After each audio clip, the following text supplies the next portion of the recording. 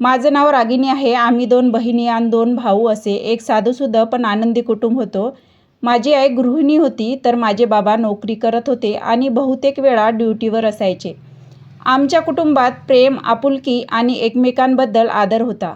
कॉलेजमध्ये शिकत असताना माझी ओळख एका मुलाशी झाली. सुरुवातीला आमची मैत्री होती, पण हळूहळू ती मैत्री प्रेमात बदलली. आम्ही एकमेकांवर मनापासून प्रेम करू लागलो आणि आयुष्यभर एकत्र राहण्याची स्वप्न पाहू लागलो. पण आमच्या प्रेमासमोर एक मोठा अडथळा होता. तो दुसऱ्या जातीचा होता, त्यामुळे घरी आमच्या नात्याबद्दल सांगण्याची माझी हिंमत होत नव्हती. माझ्या आई आणि वडिलांचा माझ्यावर खूप विश्वास होता आणि त्यांचा विश्वास तुटू नये अशी माझी इच्छा होती. म्हणून मी माझ्या प्रेमाबद्दल घरात कोणालाही काहीच सांगितलं नाही. काही महिन्यांनी माझ्या घरी मला पाहण्यासाठी पाहुणे आले. त्यांनी मला पसंत केलं आणि काही दिवसांतच माझं लग्न ठरलं. घरात सर्वजण खूप आनंदी होते.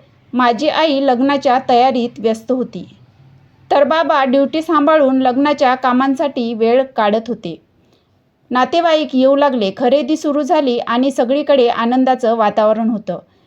पण माझ्या मनात मात्र मोठं वादळ सुरू होतं. एकीकडे माझं कुटुंब आणि दुसरीकडे माझं प्रेम.